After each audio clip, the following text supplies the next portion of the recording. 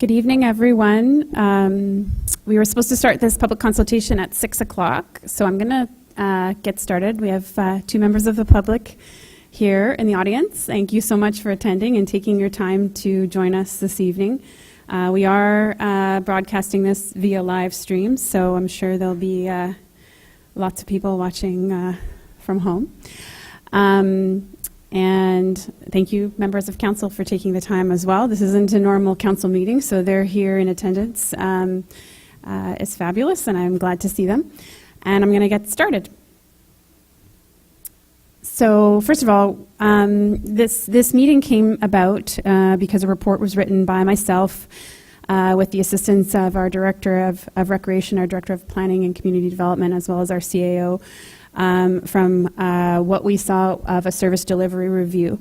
From there, we all came together, came up with some thoughts and ideas about what we can do to bring forward council some opportunities for solving some of the issues we were having, and that brought forward the report. Members of council obviously know what this is, but for the members of the public, just to make sure everybody's aware, a service delivery review is something that's normal. It's something that happens every 3 to 5 years, and it's something to make sure that's done by an outside company to make sure municipalities are functioning effectively and efficiently. They come in, take a look at everything that we're doing, and make sure that we're doing our jobs as best we can. We do these service delivery reviews to compare ourselves to other municipalities. We check out how are other municipalities delivering these same services, how are they going well, are they not going well, and where we can find room for improvement. And that's where this opportunity was found, and also why this report was written. The consultant talked to all of us on staff, essentially, and also I think every member of council at the time. It was the previous council, not the council that's sitting with us today, but it was the previous council, met with all of them, had interviews, met with committee members, as well as put out a public survey for people to answer what we were doing well and what we maybe could use some improvement with. Specifically, we're here to talk about the committees, and in the conversations with the committees, there was a specific target identified, and that target was for us to take some time and rationalize our interactions between staff and our committees. And the reasons for that are that staff spend a lot of time with these committees and making sure that council's truly getting the benefit and the time of not only what staff are spending, but what our valuable volunteers are spending at their time on our committees. Within the report, it showed that the savings proposed from the consultant was $19,000. However, when staff dug a little deeper, again, understanding the service delivery review encompassed our entire municipality, so we dug a little deeper into what the productivity gains would truly be with this new model that we were suggesting, and the savings came out at $23,880. And there's specific breakdown of that in the report that was presented on January 23rd. Again, this is just for benefit for the members of the public, but just to clarify what an advisory committee means. An advisory committee is a board that is, a committee that is established by council, comprised of volunteers who are there to advise and to give feedback to on a specific item or on a specific topic. And they support municipal staff by providing this feedback, and then it's delivered to council. There obviously are some committees that are required. Police Services Board is one of them. Committee of Adjustment is another. The Library Board is one of them. And those committees are required by the Act. But our other committees are really truly at the call of this council here. They figure out what they need in their community, and they create advisory committees accordingly. It's important to know that this review wasn't all about the money. This was about more than money. This was about where are our resources going and where are our most valuable resources, which are our volunteers. How is that time being spent? And is it being spent effectively? And is it getting to council in the way that we think that would be the most beneficial? It's important also to note that we love our committee members. We love our volunteers. We have a really hard time actually recruiting a lot of volunteers because, and I think council can relate to this, is everybody's busy. Our council members put themselves here for, and again, it's not about the money, it's about the time and effort spent. And so we have a very difficult time recruiting volunteers that are willing to spend the time and energy to give us their feedback. Again, thank you to the 2 members that are attended today, and it's a bit of a reflection of that issue that we are having. This is just a brief review of the current committees that we have. We have about 20 committees that require staff, council, and volunteer time. So again, this isn't just about the staff time that we're spending. These are all of our council members sitting here at this table are appointed to all of these committees. Some of them have more than 1, some of them have 3, some of them have 4, and this takes their time in their evenings and as well as their efforts in terms of reading agendas and staying up to date. So it's the amount of time that's being spent overall that is the true reflection of what a committee takes to run. Specifically today, we're talking about, within the report, we're talking about the Seniors Committee, the Youth Committee, and the Accessibility Committee. This was an opportunity when met with the Director of Recreation and Director of Planning. We said to ourselves, we went through every committee. We said, where could we find some synergies? Where could we find some ways for us to connect? And truthfully, we'd never done this before. We'd never met and talked about, hey, what happens in your committee? Hey, what happens in your committee? We'd never had that conversation. And in having that conversation, again, coming out of our silos, we went, well, yeah, Sherry, you go to the Accessibility Committee, the Youth Council, and the Seniors Committee to talk about X. That's 3 times you're visiting these committees. That's a lot of work, and that's a lot of redundancy. And guess what? The Seniors Committee isn't hearing what the Youth Council is saying. They're not hearing what the Accessibility Committee is saying. This is an opportunity. This is just a brief little blurb of our challenges. I think I've mentioned we're struggling with recruitment. Our Seniors Council, they're all amazing people, so we got a lot of those people that put their names forward, and I love them for it. They're ready to go. We could start a Seniors Council committee tomorrow. But our other 2, the Accessibility Committee and our Youth Council is where we're struggling. And I received 1 application for our Accessibility Committee, and I received 1 originally for our Youth Council, and that student has since moved away and is unable to be on our committee. So it's a challenge. It's a challenge, and I think it's a good reflection again based on our attendance this evening.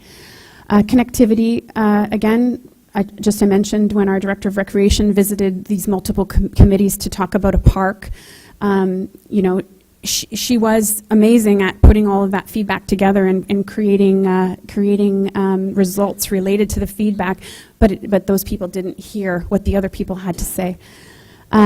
Time, again, staff, council, and volunteers are attending all of these committees, and none of them are together, and none of them are necessarily using their time effectively. We want to be able to respect the time and effort put forward, not only from our members of council, but from our very valuable volunteers.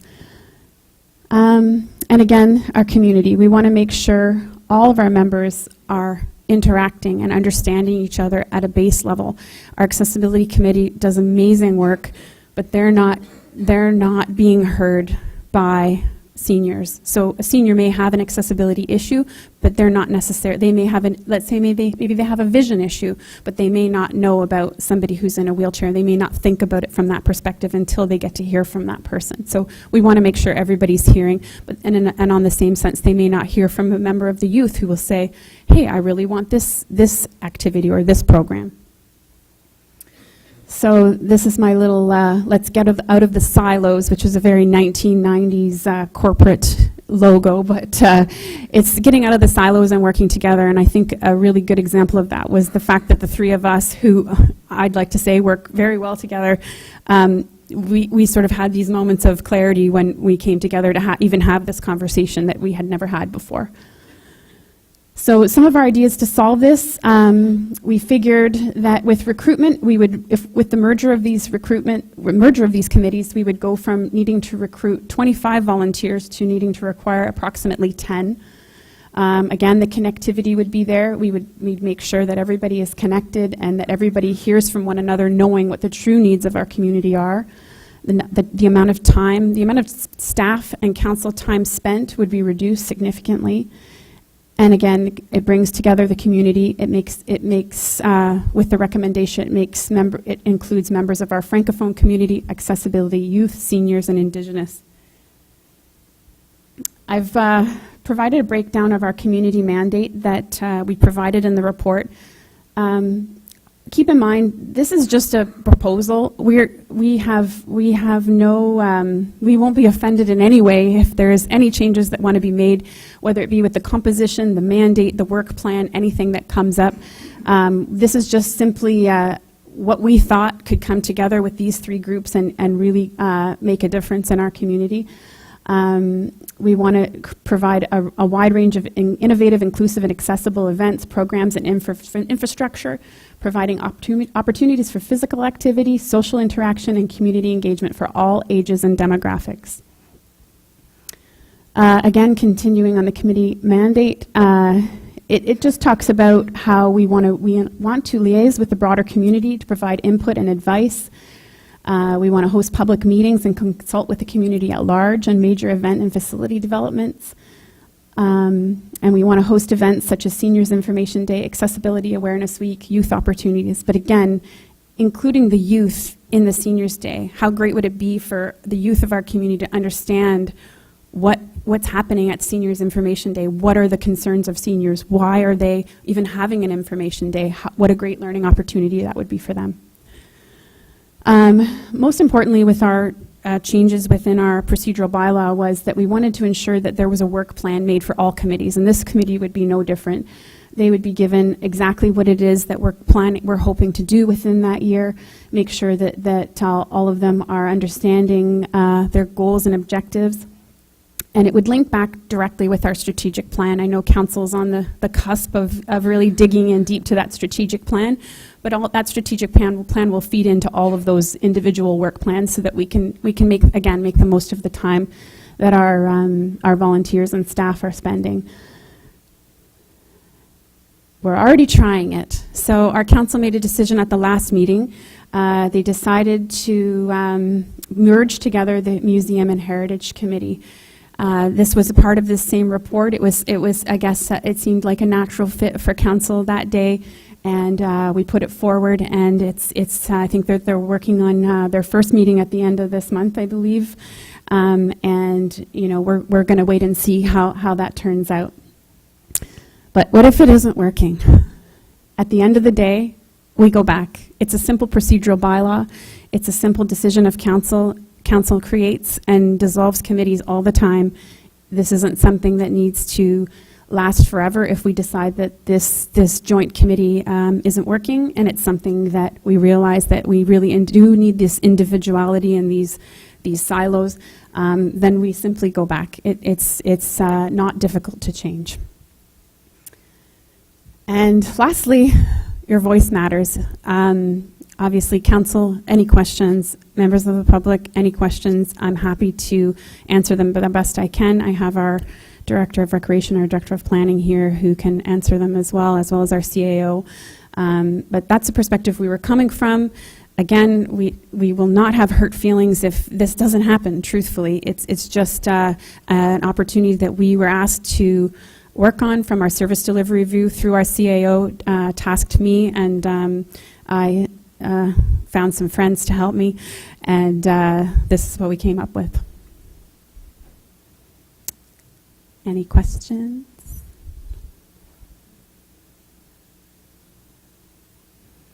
Does that mean it's a really good presentation, or or you're all sleeping? Go ahead.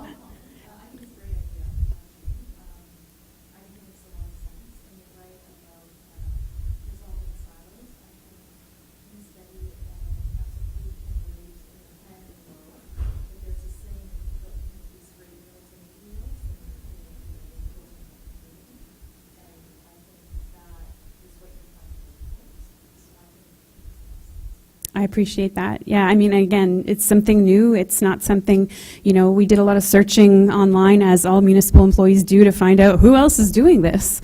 And no one else is. And that could be because it's a terrible idea, or it could be because it's a brand new idea. And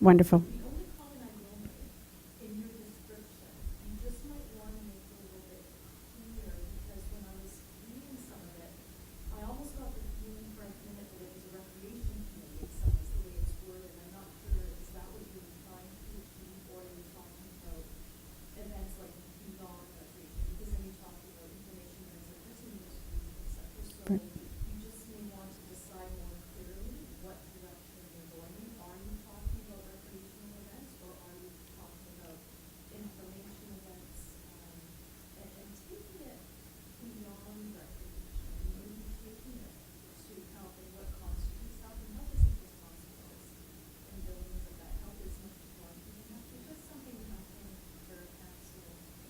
That's fabulous. No, again, reviewing the report and going and creating this presentation, again, the three of us came together and went, wow, this is very recreation heavy, and it certainly wasn't our intent. I think the reality is recreation sort of always gets the limelight of the municipality, because they are involved in so many things. But I think you're absolutely right. I think there's a huge opportunity to truly make it about health, and our intention was even connecting with the Police Services Board, understanding homelessness, understanding food security, understanding all of these things. That is our intention, but you're right, if we can clarify that in the committee mandate. Absolutely, I appreciate that. I'd just like to say that you're three people, seniors, youth, and accessibility, that everything is real reasonable connection. Great. Especially seniors don't spend with the accessibility situations themselves, probably. You're right. Seniors do always have a bit closer of an understanding to accessibility, because they're struggling a lot with that same piece. You're right. And truthfully, on the accessibility committee, at one point, I don't think we ever continued it, but we did have a member who was on the seniors council, and they would attend as like the seniors representative on our accessibility committee. But again, that person is now attending 2 levels of meetings, and then needing to go back to the seniors council and say, hey, so this is what accessibility talked about. And it gets lost in translation, that telephone game of what did they say, what do they want, who does, and anyway, this is, I hope the youth is what, we could definitely be a little heavy in that accessibility and seniors population. But if we could even just get 2 strong youth from even the 2 high schools, Le Caron and Georgian Bay District Secondary School, those 2 people, if they were strong members, could definitely have an impact and be heard in terms of what their needs are. That's my hope.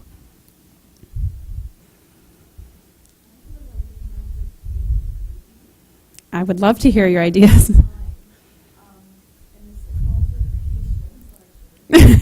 It always does. If the town ever runs any kind of youth leadership, I think we should consider that as part of that leadership program, if they extend these members, it'd be like a segue into actually having a leadership role. Wonderful. And so this would be grooming, you're mentoring someone, and you're also giving them the opportunity to actually practice something. Again, just Yeah, that's a great idea. I mean, my initial thoughts were going to both of the high schools, meeting with their guidance counselors and saying, listen, you have an entire high school. Who are your bright stars that, maybe there are some that see a political future, they're interested in politics in general. True, that's true. You never would have thought.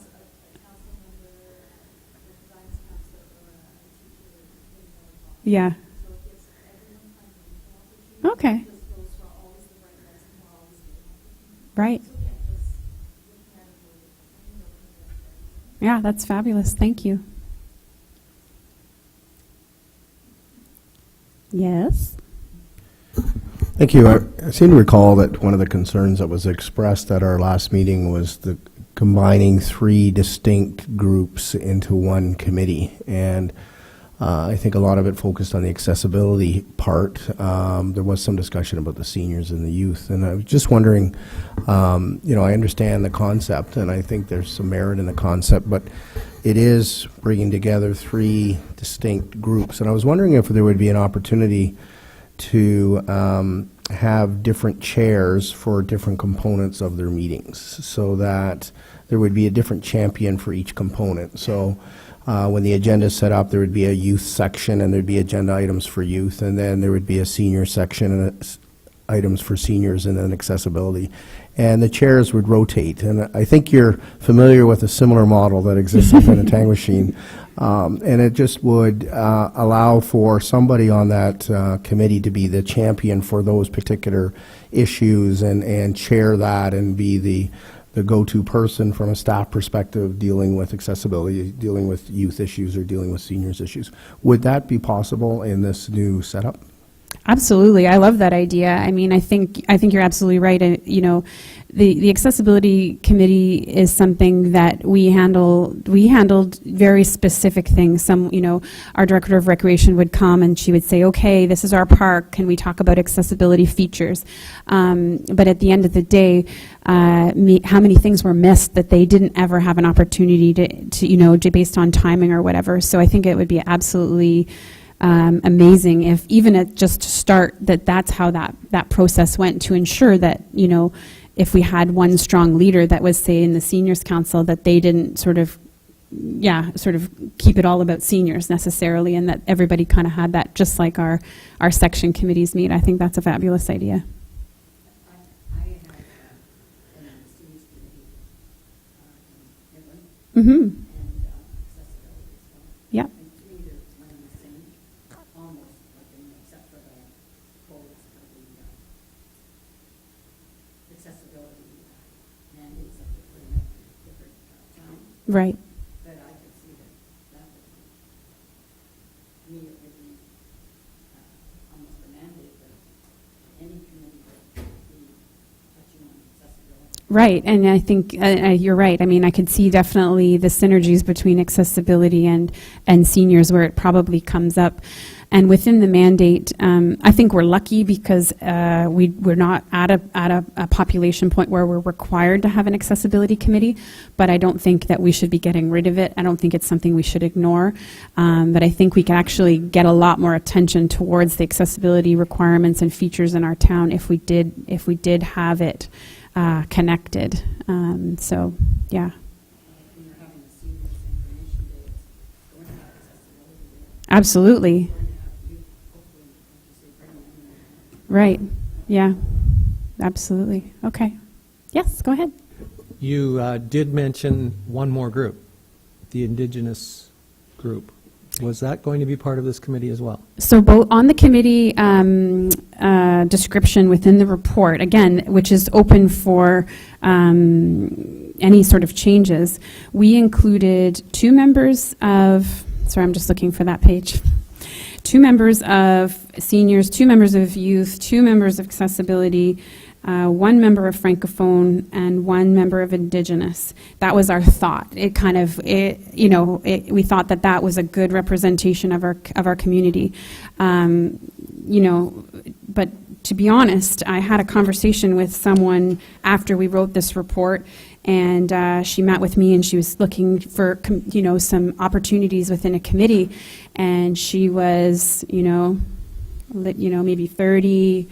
Not French, not Indigenous, not a senior, not an accessibility. Like, she didn't meet any, and I went, it's like, okay, so there's nobody that's just an average person on this committee. Yeah. So, we're not necessarily hitting all of the marks. I think as staff and as council, we kind of hit the mark of the average citizen. So I don't think we're certainly not forgetting about our average citizens, but it was something. And and we won't necessarily be able to get all of these members. Maybe we won't get a Francophone member. Maybe we won't get an Indigenous member.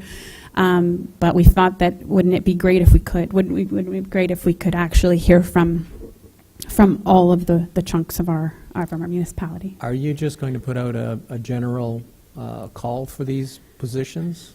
It would be just the standard, like we have for the other ones, shared on social media, put in the paper, and then a lot of it is word of mouth. If there's, a lot of times we'll ask members of council or members that are already on the committee, I'd say, hey, Fran, don't you have any friends that we can get on this committee? But again, this is when we were trying to find 25 people, not 10 people.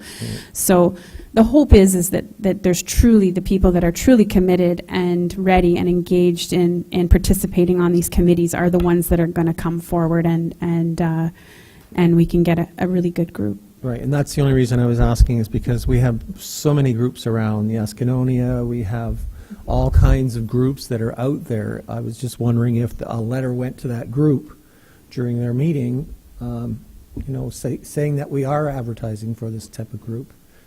We might get a better response than relying on someone to read one of our ads. Absolutely, yeah. I think in this case, again, like I talked about going to the high schools, I don't think we're going to get a high school student necessarily by putting it in the paper or putting it on Facebook. We have to go after some a little more engaged ways of finding people for this committee, I think, to really make it a beneficial group. The schools, yeah, they would have assemblies, they would have probably student career days, or I don't know. Well, again, we don't want to go too far with this if council said, no, let's keep it as we normally do, let's keep it as usual. We don't want to go too far until council decides that it's something they're interested in. Yes. States a couple of things. Is it a plan that we will probably do away then with council reps on these committees? Well, no, there would still be one council rep on this committee, unless, of course, council decided otherwise. They didn't want a council member or they wanted more than one. But again, we were trying to take this opportunity to also reduce that commitment from council. So what would normally require potentially three members of council or one attending multiple meetings, one member of council would attend this meeting and report back through normal committee channels. Okay, so I'm looking at if you were to, or if council was to approve the combining of seniors, accessibility, and youth, and the proposal that Councillor Vaudéboncoeur, that makes a bit of sense to me, having a chair of each of those. And then in that case, I would think that each of those committees should probably be made up of at least 5 members. So you're going to have a board or a committee of the 3 combined of 15, as opposed to 10. Okay, so you would say we would have 5 youth, 5 seniors, 5 accessibility? And each would have a chair. Okay, that would probably bring us back to closer to our original challenge, because accessibility already was 5 people, but... Yeah, and then we could appoint 1 member of council to be present for the whole thing. Not on individual, not representing each individual. You wouldn't send 3 councillors. You could have 1 councillor that would represent the whole 3. Okay. Some thoughts. Yeah, that's what it's here for conversation, and when we bring this back to council for consideration, we'll include all these options, and we're not making that decision tonight. I know you're all sitting in your chairs and I'm here and we're all doing this, but tonight's not the night for decisions. Tonight's the night for chatting, so go ahead. What would be a good number of people for you to have on this committee? Would it be 8 people? Would it be 10? Would it be 15? What would be a good size crowd that you could handle?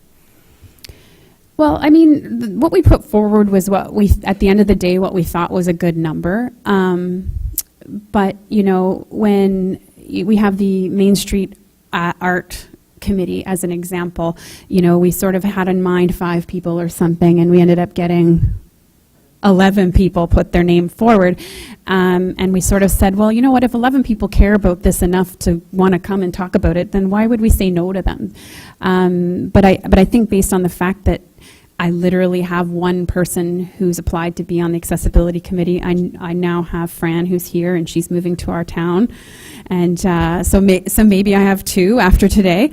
But you know, we're struggling. We're struggling with finding five youth will be a challenge. 5 members of our youth committee will be difficult. But I'm up to the challenge, and we can, as long as we can function without it, then we would go ahead. I just wonder whether it would be better to structure it with a number and not so distinct on it. You know, 3 had to be seniors, 3 had to be this, 2 had to be that. If 8 or 12 or whatever your number is a good number, I just see what follow you're that. saying. Yeah. Okay. That way you can also include the person you had mentioned, you know, that's just 30 years old and wants to be involved. You know, Right. just an at-large or member of the public or something like that. And Right. then you're going to have some years where there's a big influx of seniors, and then a year when there isn't, and you might have a big push from the schools. So I wouldn't have it so... Maybe a maximum of 15 with a minimum of 2 of each. Because Well, we'd also just- want to make sure people are being represented. I just wonder, 15 seems to be a lot to me, but I just wouldn't be so rigid with the rules. Okay. Go ahead. Thank you. I also agree. I also think that too many members of council will stymie or become part of the authority voice, and you won't get those creative juices running. I think we're better off to get a group of people who are not council members, who can honestly come from that angle. They're an advisory committee to us. We are not an advisory committee to them. So the wildest of things can happen in those committees. It's just a matter of them bringing them to us. So I think maybe this is one committee. There should be one member of council. Not getting rid of any council members' jobs or anything, but Okay, thank you. Okay. By trying to recruit at least a couple when each second to start. So on our previous procedural bylaws, sometimes we would have, you know, maximum of 10, like I think on the seniors committee, we would say maximum of 10, minimum of 5 to be able to have a meeting. So we could kind of leave it a little flexible again, maybe making the requirements a minimum of 2, or, I mean, I don't know. But you're right, we could have 3 people from the Francophone community that want to be on the committee, and should that preclude them? You're right. Yes. They could be francophone, they could be indigenous, and they could be seniors. You're right. Somebody could fit all 3. Yeah. Send me their name. Yeah, that's true. That's. The budget we decided was going to be, so youth, seniors, and accessibility all have a very small budget, I think of $1,000 or something. Youth was generally spent on pizza, I'll be honest.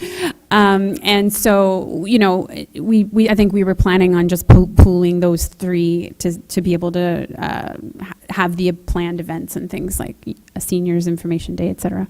Was that right? Were we about around that? Yeah. Seniors maybe had more than that.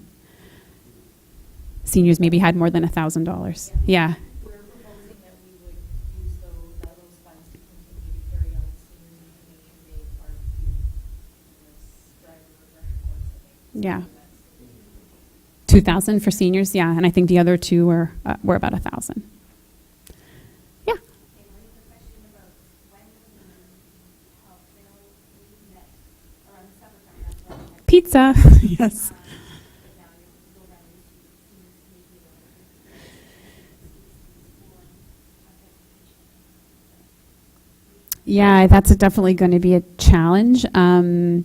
Again, I think the youth that we'd be looking at wouldn't necessarily be the younger grades, which is where we were in our last group of youth. They were very young. I think our oldest was, I think, 15, and there was, otherwise they were pretty young. And again, they were needing transportation. They needed to have it after school.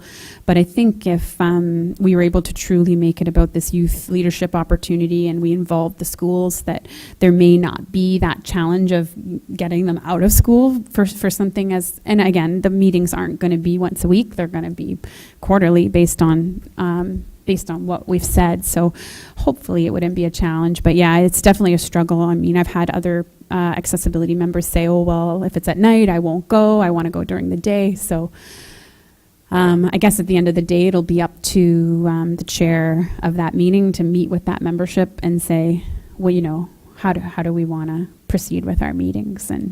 But I think you're right. I think a lot of the seniors will want to do during the day.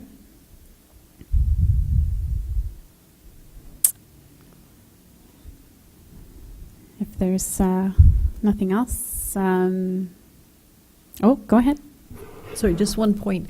A good presentation, great dialogue, like good sharing. And the name of the committee that you were looking at was the community well-being. Yes. I love it. I think it's a really good. It helps to encompass what you're hoping for with all the different membership. So That's great. And I think it will be something that ebbs and flows and grows based on what we realize comes together when these individual groups finally meet and they understand each other. And, they may say we need to, have somebody from the Police Services Board come to this meeting so that they can talk about the safety on the community. But we don't know until we understand it. And that's our hope anyway. Anything from my two partners in crime that I've missed? Oh, thank you. Thank you, everyone, for your time. And again, the public consultation is today, but if you think of a question or a concern that you have at a later date, I'm happy to answer any questions. And we'll be bringing up a follow-up report to council for consideration in terms of proceeding with this recommendation. Thank you.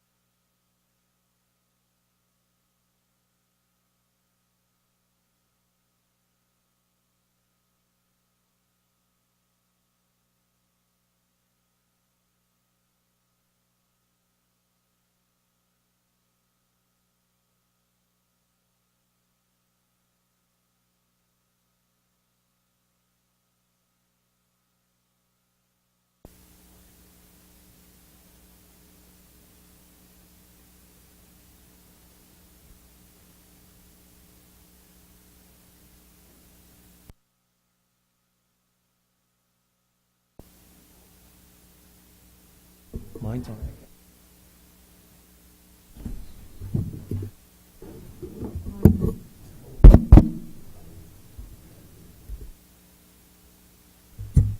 Oh, there it goes. Got it now. It's safe. I just needed a little touch. Okay. Being past the hour of 7, welcome council to the Special Committee of the Whole and welcome staff. We have approval of the agenda for a Special Committee of the Whole agenda February 20th, 29, that the Special Committee of the Whole agenda for February 20th, 29 be approved as presented. Mover, Councillor Buddewalker, seconded by Councillor Sainema. All in favor? Carried. Declaration of pecuniary interest, if anyone has, they can do it now or at a later date if it comes up. We move now into Finance and Corporate Services, and I will pass it to Councillor Buddewalker. Thank you, Worship. Good evening, members of council and staff. We have 2 items under Finance and Corporate Services this evening. The first item is the 2019 budget, the fifth draft, and we have some recommendations before us this evening. Before we get to those, I'll ask our treasurer if she wouldn't mind just going through the report. There was a report circulated on desk and included in your agenda package. So if the treasurer could just walk us through the highlights of that, it would be appreciated. Thank you. Thank you, Mr. Chair. The 2019 budget draft number 5 is before you, and following a very productive special committee of the whole meeting last week or 2 weeks ago, I have made changes based on the motions made by committee of the whole, as well as suggestions and comments that were also made at that meeting. So where we began, if you'll recall, was a target given by council to bring forward a budget of no more than 2.25%, which staff did. And following the changes, and as I mentioned at the last meeting, the actual current value assessment, the new growth that we see in 2019 returned roll, our assessment has grown based on new building, and the assessment came in higher than our estimate in the draft budget. So based on the direction given at the last meeting, the changes that were made and moved by Committee of the Whole, and some of the other changes that I'll go through in a minute, we are now looking at a town tax increase of 2.25%, an OPP tax decrease of 3.16%, and the overall municipal levy increase is 1.4%.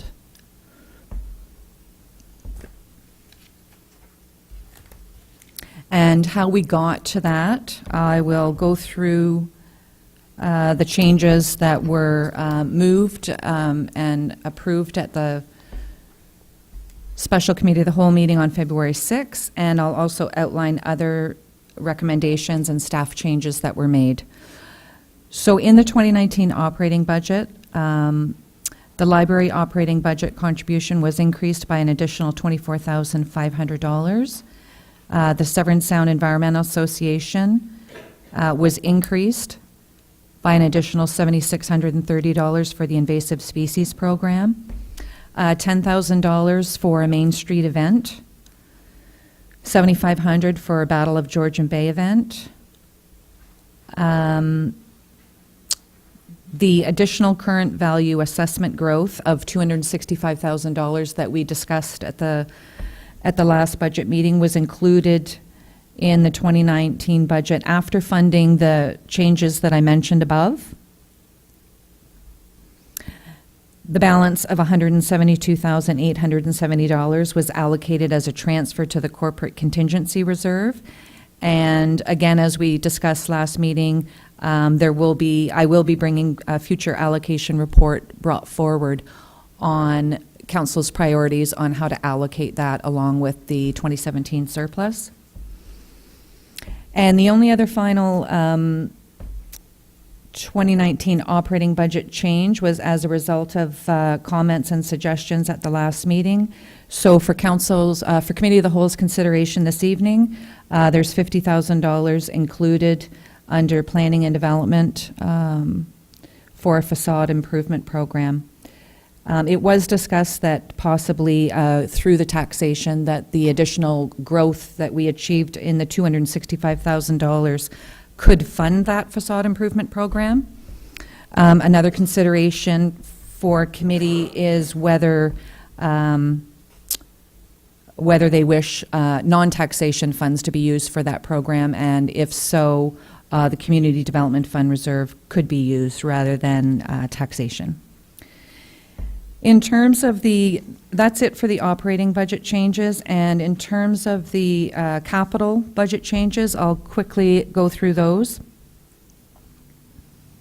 So at the February 6th Committee of the Whole meeting, the following motions were recorded in the budget. So the secondary plan town dock capital project for $80,000 was removed. The joint building permit fee study for $25,000 was removed. The Robert Street West pedestrian crossing for $50,000 was removed. The Rotary Champlain Wendat Park Gateways design for $15,000 was removed. And the 2019 Town Gateway Engineering and Design Capital Project for $45,000 was deferred to 2020. Other staff recommendations and changes for committee's consideration this evening. Stormwater management pond and drainage ditch maintenance of $80,000. This capital project was brought forward from 2021 to 2019. Curling club maintenance. There was an increase of $5,000 to the existing $5,000 project, so it would be $10,000 in total. And that's to assist with, provide additional assistance towards their ice plant machine. And resulting from those changes that I mentioned for 2019, it did free up $65,000 in taxation, which I made a change to the Huronia Airport capital request for the fuel tanks. So originally, the $115,000 project was to be funded 100% fully by a transfer from our asset management reserve.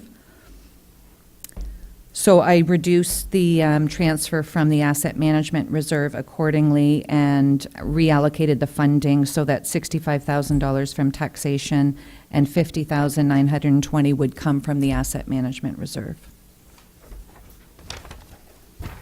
The 2020 capital budget changes, February 6th Committee of the Whole motions, included the McGuire Road sidewalk installation project for $60,000. It was removed.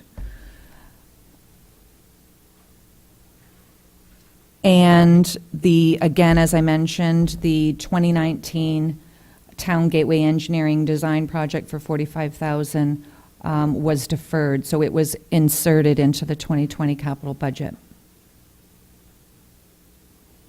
The other staff recommendations and changes that were made to the 2020 capital budget for committee's consideration this evening is basically as a result of deferring the Town Gateway Engineering and Design project to 2020, staff are recommending that the Town Gateway construction project be deferred to 2021.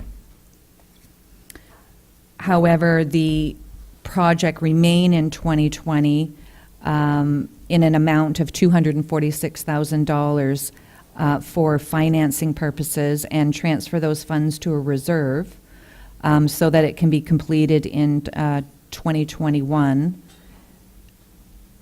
in the full amount of $285,000. And the $39,000 was basically funds that were required to make the two changes related to items 1 and 2 in the capital budget that was moved by committee of the whole. And basically that the majority of it was related to including the engineering design project for $45,000 into the 2020 capital budget. I think you're aware that on an annual basis, our capital-based budget is $1.15 million in terms of taxation that we have to balance to every year. The other final changes that I'll just mention, recommendations and changes that were made in the 2021 through 2028 capital plan. Again, as I mentioned, 2021 would be the inclusion of the Town Gateway construction project for $285,000, of which $246,000 is being recommended to be funded in 2020 and transfer that from a reserve to complete the project in 2021, along with $39,000 in taxation.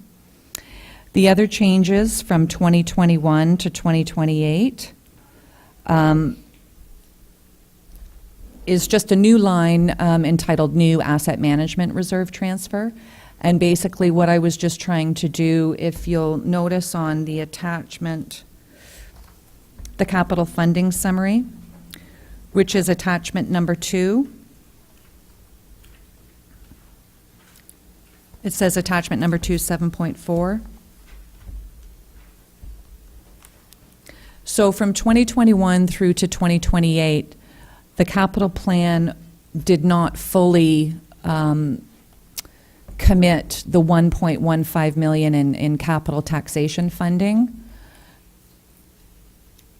And as we proceed through our 10-year capital plan, staff would update and revise those figures to bring forward a balanced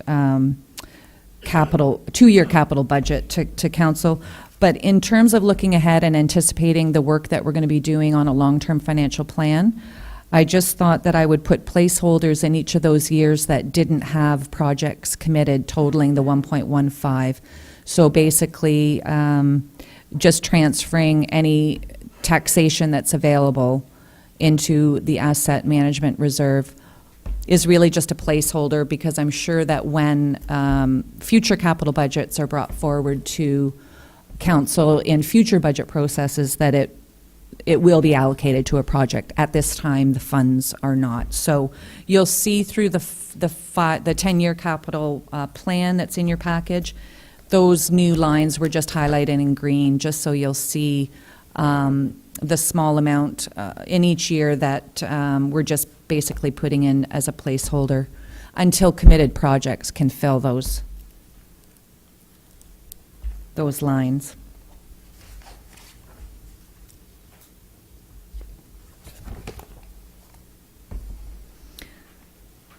Those are the changes from draft number 4.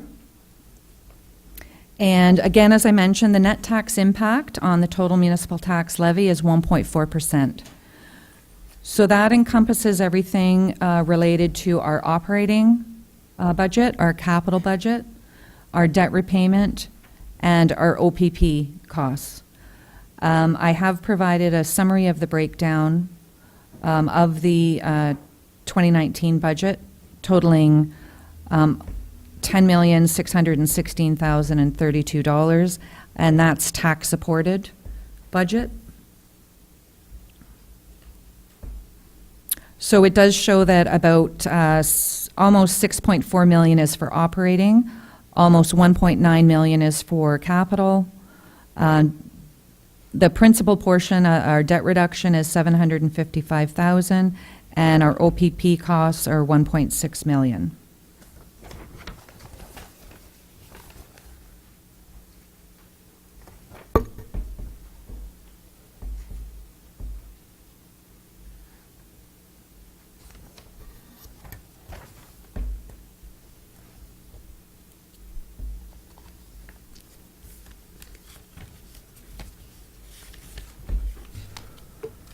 Thank you, Madam Treasurer. Is there anything else, or are you just wrapping up?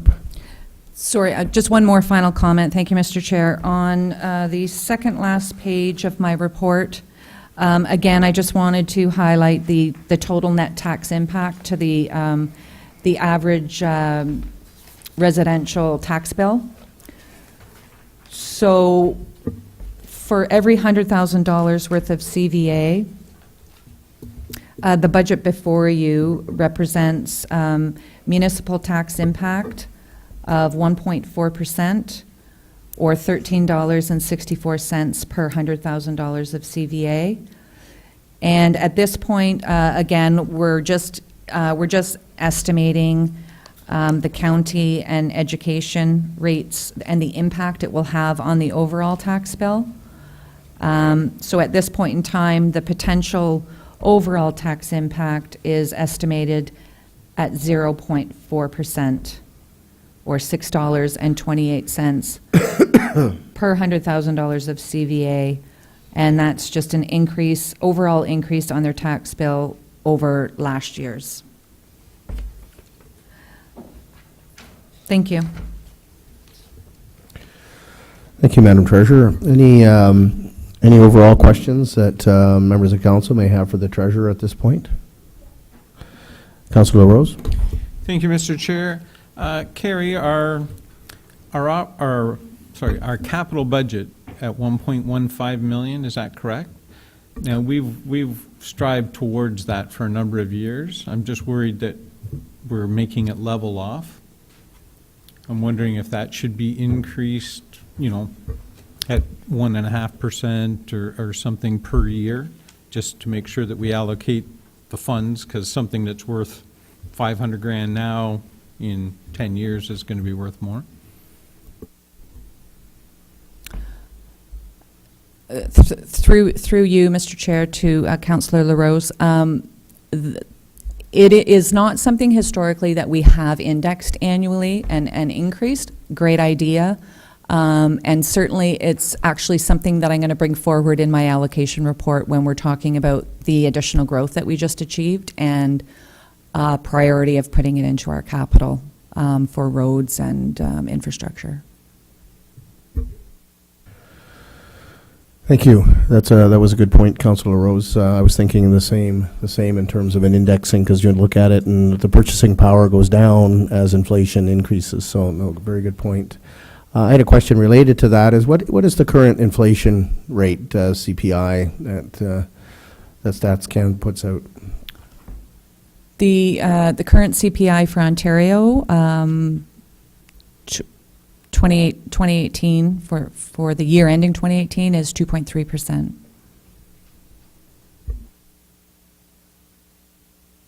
Thank you. Any other general questions? Yes, Councilor Rose. Thanks. I'm also wondering if we do decide to go down the road of adding some money to our capital budget to retain our working dollars to be able to do those things. Because we're spending, I believe you said it was approximately $750,000 a year to service our debt, I just wonder if council has given any thought to maybe pushing ahead some of these projects to being paid off, so that it would release that $750,000 a year that we make in payments to be used on a now basis for capital projects. I think I understand you, Councillor. I'm not sure I understand you completely. So are you suggesting then taking some money and paying the debt down faster? Is that what you're suggesting? I'm just trying to understand. That would be correct. We're servicing our debt at a rate, is that correct, Carrie, at approximately $756,000 a year? Right, that's our... I'm just going to, thank you. I'm just going to compare it. So, but anyways, the general idea. It is increasing on an annual basis, right, because the principal increases. I'm just saying that's another way that it's eating up our dollars that could be used to be fixing our roads and sidewalks and doing these projects. If we just keep spending to that and then allowing our service to our debt to increase, we're going to have less money to spend. Even though it looks like we're going to have more money, we're going to have way less money. It'll all be tied up. Thank you. That's a good point, and certainly we can talk about that now, or we can go through this report, and before we wrap up the budget, have that conversation, because I understand what you're saying, and I think there's some merit there, but I'd like to go through the whole thing first, and then say, okay, here's where we're at, and what opportunities exist, and where should we look to help ourselves. Yep, thank you. Councillor Sandoval, did I see your hand up? Well, just a clarification, carried through you to our treasurer. The 755, is that for interest payments, or is that actual debt reduction? The approximately 755,000, is that, those are principal payments? Principal debt reduction. Okay, and Yeah. so the interest payments are actually within the operating budget, is that, Correct. okay. So we'll just check those numbers afterwards then, thank you. Any other general questions then? So if I may, maybe I'll suggest that we just go through the report. There were some staff recommendations that we should deal with and give the treasurer some direction. And as I understand it from our clerk, is we'll need a motion for these ones, so that just be forewarned. So if the first one is on page 2, and it's about the middle of the page in the operating budget, item 6, and it's 50,000 was included in the, for the facade improvement program. And Madam Treasurer, could you remind me the reserve fund you were suggesting that be funded from? I didn't write it down. I can't remember what it'd be. Community Development Fund Reserve? So if I understand correctly, that would mean it would have no impact on taxation. It just there's a reserve there, and it would just come from that reserve. Thank you. Any questions or comments on this? Yes, Deputy Mayor Dubo. Just, just for clarification, we talked about the motions to make amendments to the proposed budget, but I just wanted clarification from the treasurer. The recommendations that are listed here have already actually been applied to the presented budget currently. So any amendments would be to remove them, if that's what council wants. I just want to make sure that, so we're speaking about this item that's showing as a staff recommendation, but it has in fact been included in the current presented budget from our treasurer today. So it doesn't need to be moved or anything. If anything, committee today needs to decide that that's not what they wanted by a motion. I hope that, does that make sense? Madam Treasurer? That's correct. So we have included all of the changes in the report. They are included. So if committee is happy with everything that we've done, it could be recommended for approval. However, if committee wants to remove any of the recommendations, or in this case, I think you were talking about possibly amending how it's funded. So that's correct. And if council is happy with the staff recommendations, there's no motion required because they're already included in the budget. Okay, I think I understand. So at the end of the day then, when we do pass the motion, that will be to deal with all these suggested changes. Okay, so going back to the question with respect to the Community Development Fund, if that's the fund that's going to be used to fund the facade improvement program, do we need a motion to do that, to make that funding source? To amend the funding source, correct. Okay, so sure.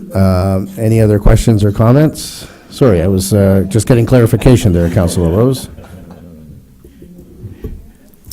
Well, we'll start it again. As everybody knows, probably half of you are going to know what I'm going to say. I just can't get around my head how taxpayers' money from their houses go to a specific group of people for no other purpose than what?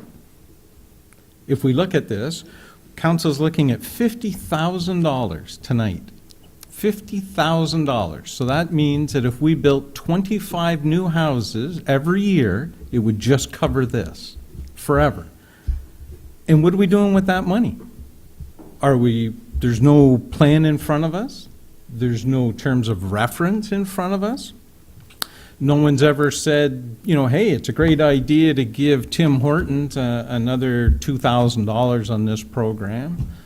They've never come through and said the beer store needs more money, all these corporations. I don't understand how I can go back to a taxpayer and explain to them that we're pulling money from your taxes and we're going to give it to a limited group of people for no specific purpose except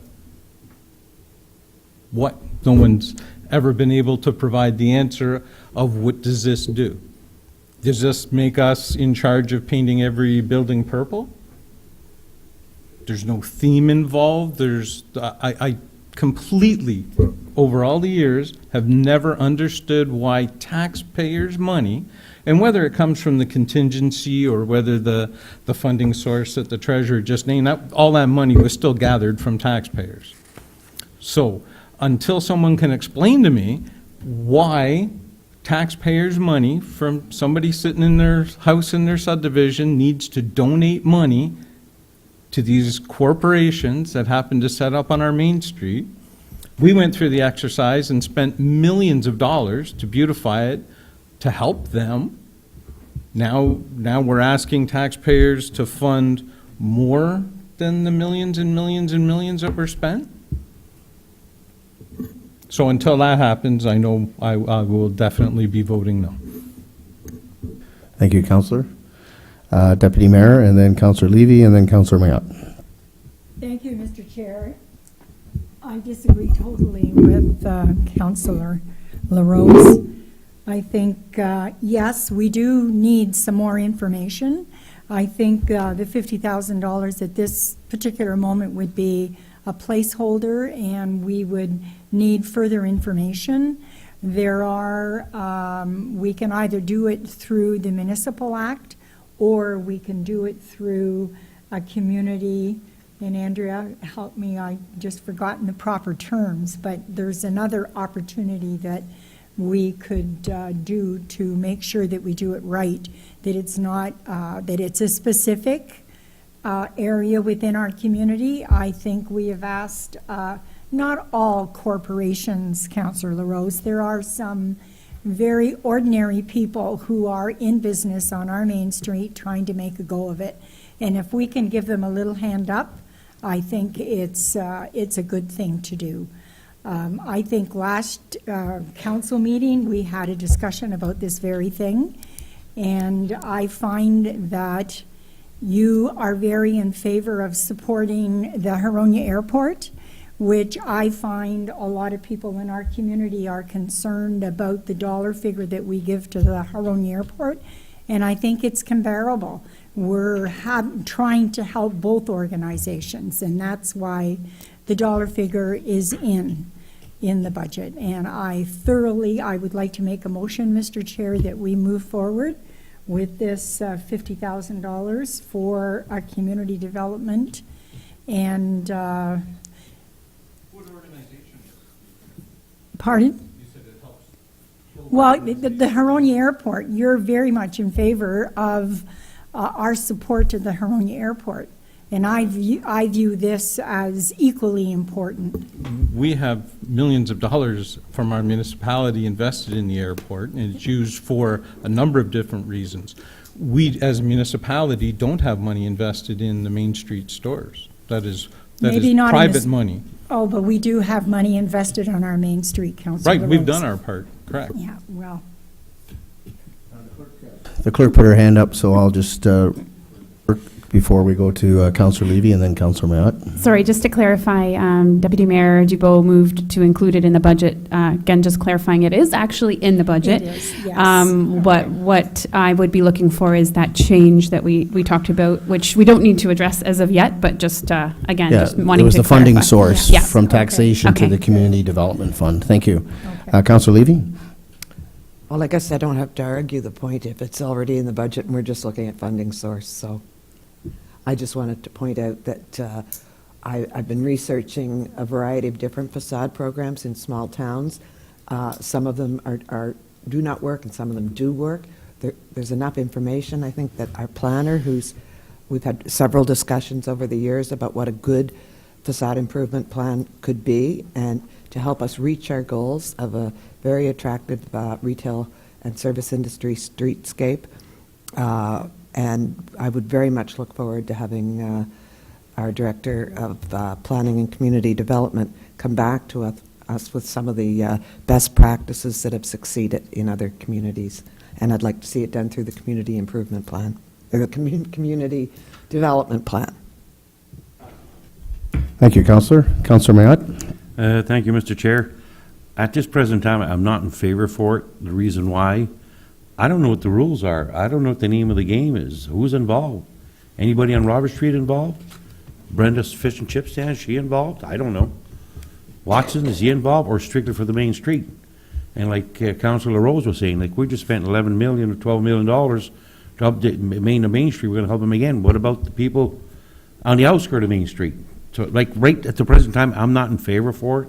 I'd like to know more of the rules of the game, and they're just going to give you $50,000. We'll make the rules as we go. I'm not in favor for that. I'm sorry.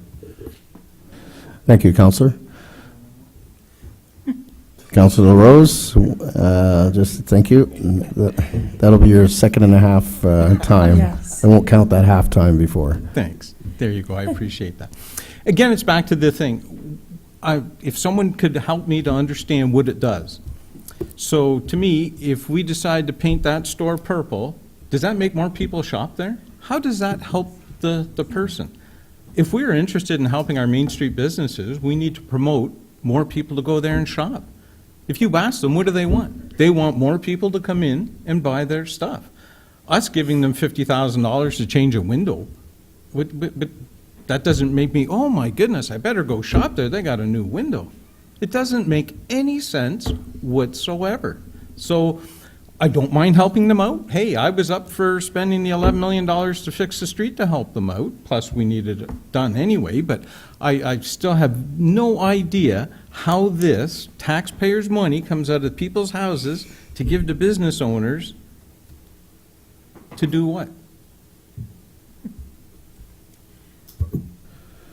Thank you, Councillor. So just with respect to Councillor Mayotte's point that he mentioned about whether it would be applicable just to Main Street, the advice we received, I can't remember if it was last meeting or 2 meetings ago, is that would it be applicable across the whole municipality? We could not discriminate to one particular commercial sector or not. Is that correct, Madam Planner?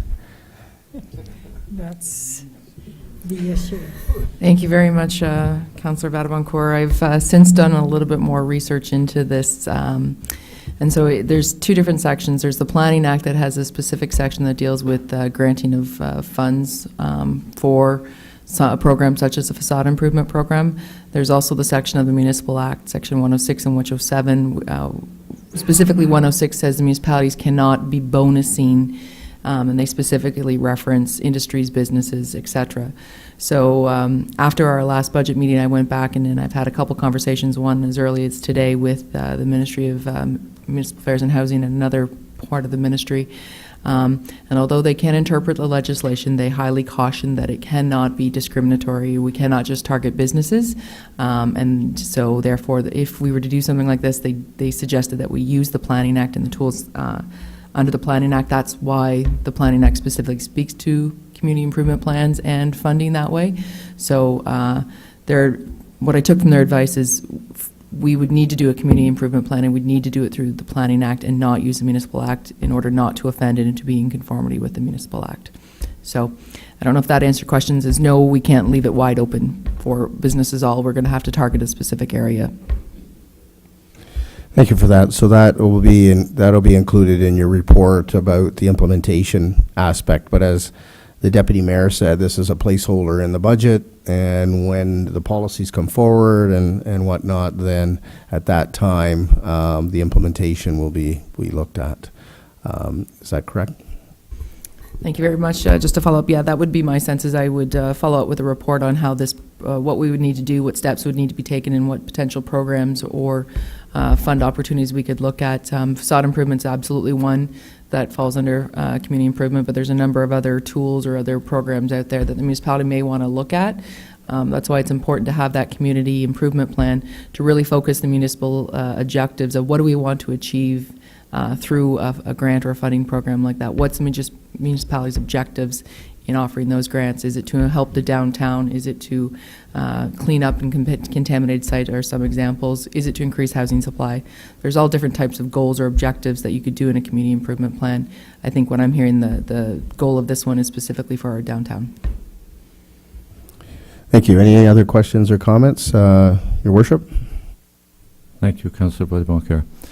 As the Deputy Mayor mentioned, it's a placeholder, and a report will be coming forward from our planner. And so it leaves the door open to whether we want to proceed or not proceed with this matter. I don't think it's something that we have to deal with or push tonight because it's already included in the budget as a placeholder. So the report will determine as to whether or not council wants to move forward with it or not. So I think that we just move forward with this and then look at it when the report comes forward. Thank you, Worship. And if the motion goes through, that I believe Deputy Mayor will be moving that the funding come from the Community Development Fund. If the funds aren't used, it would just go back into that reserve fund, correct? If that's correct. Thank you, Madam Treasurer. Correct. It really would have no overall impact on tonight's budget in terms of the taxation piece if that amendment is made, and until such time that a facade improvement program or any spending of those funds is approved by council, the funds wouldn't even leave the reserve, but that's where the ultimate transfer would take place. Thank you.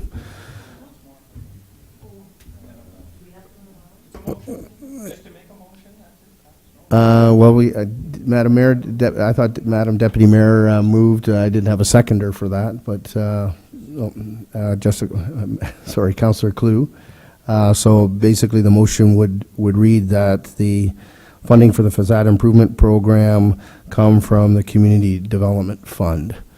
So that's the motion. Did you want to speak to that motion, Councillor Rose? No. Okay. Madam Clerk, do you have that motion duly recorded? Okay. So having heard the motion, any further discussion? All those in favor? Any opposed? Carried. Thank you. So moving down then to the next, under the capital budget, there were some staff recommendations changes made, 6, 7, 8. And as we heard from the treasurer and the clerk, that these items are included in the budget. Did anybody want to speak to any one of these in terms of how they're funded, the increase, or any other matter pertaining to these three? Yes, Councillor Rose. Thank you, Mr. Chair. I don't have problems with 6, 7, or 8 or how they're funded. They're just projects that are coming forth. There was just a little bit of change up in the funding. I did have one other one on our operating budget, though, if we could have went back to that for when you get the chance. Okay, Councillor, I'll do that after we're finished with this. Any other questions on this particular one? Comments?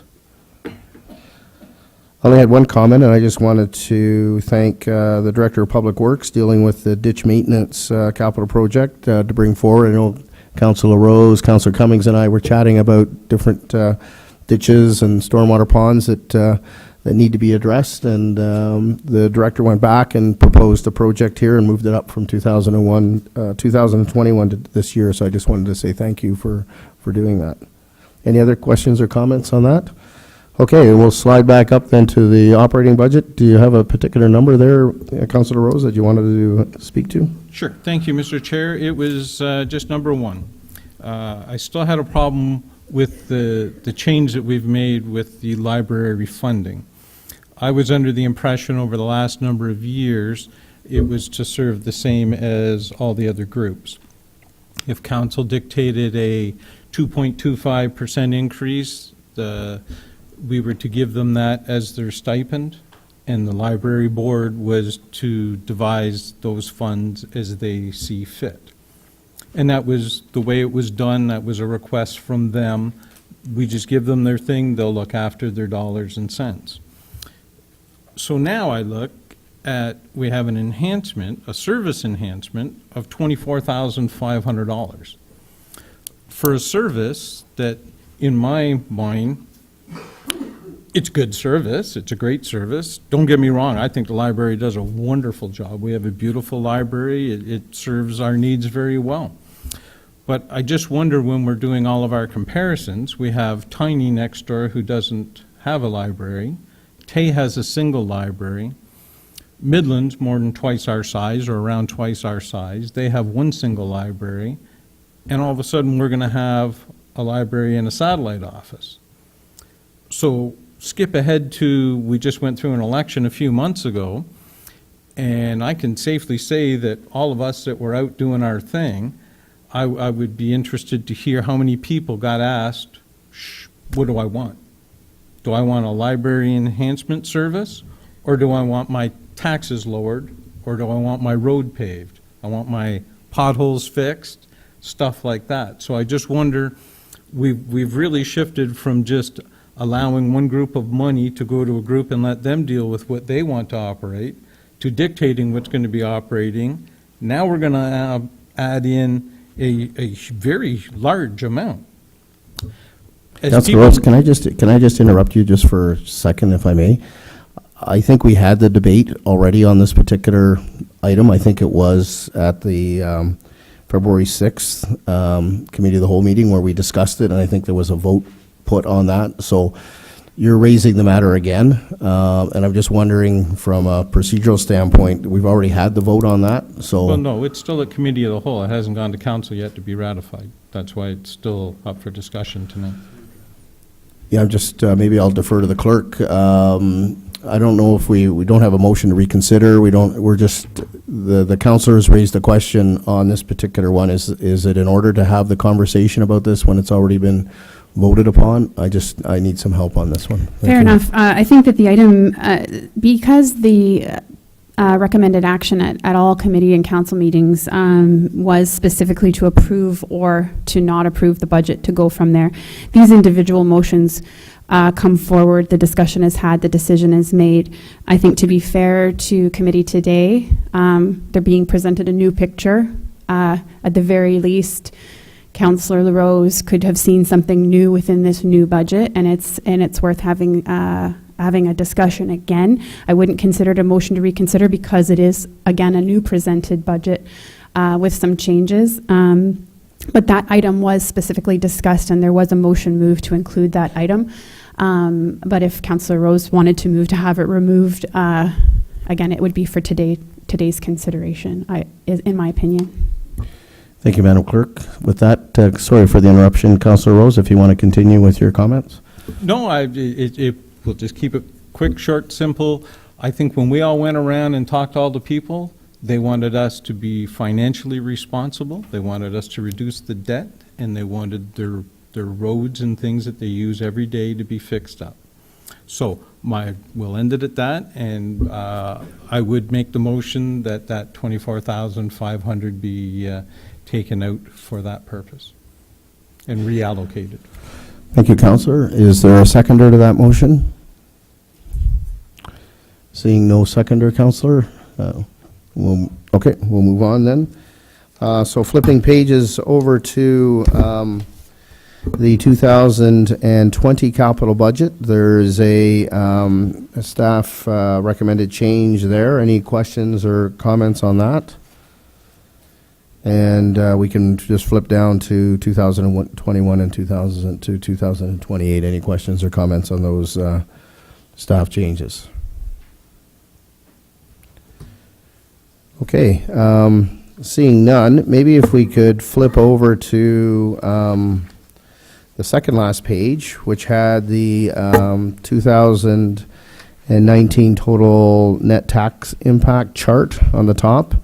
And Councillor Rose, if you wanted to speak to that item again, I think this would be the appropriate time to talk about that. You were talking about some additional funds to pay down debt, and I'd like to speak to this as well, but I'll let you go first because you had raised the subject a little bit earlier. Thank you. I just raised a subject that I just thought that we should be looking at that, it's of more of a financial plan. I didn't have any specifics that I can think of right at this very second off the top of my head. So if you want to go first, Okay. We'll catch up. Well, I want to, if I may, members of council, if I may speak to this, if nobody minds, then I just want to speak to the total municipal taxes are at 1.39%. I want to congratulate staff and council for getting to this target. You can see that 1.39% is made up of a 2.25% for the municipal portion, and then the OPP went down by 3.16%. I'd like to see that bottom line of the total municipal taxes go back up to 2.25%. So it would be as per the guideline and as per the target that was set. And to follow on Councillor Rose's theme, to take the money that would be raised from going from 1.39 to 2.25, bottom line, is to take those funds and apply that against the debt. And so the municipal tax rate increase for 2019 would be at 2.25. And the treasurer said earlier that the inflation rate in Ontario was 2.3%. So it would be slightly, just on the municipal portion, we'd be slightly under inflation for the province, and we'd be allocating those funds to reduce the debt. So I was just thinking that would be a good idea, and it would certainly achieve, I think, what Councillor Rose was achieving, or trying to achieve, and in the future, give the municipality a little bit more money to spend on other important projects that we know will be coming forward. So if I may, I'd like members of council to give that some consideration. I'd be interested in your comments. Councillor Rose? Thank you. That was generally on the same line. I just wasn't sure, and I don't know if we'll be able to know the answer tonight, of how much of a difference, what kind of dollars that would represent. You know, I don't know if 2.25 is the number, is it 2%, what would it generate, and how far could that reduce our debt? Madam Treasurer?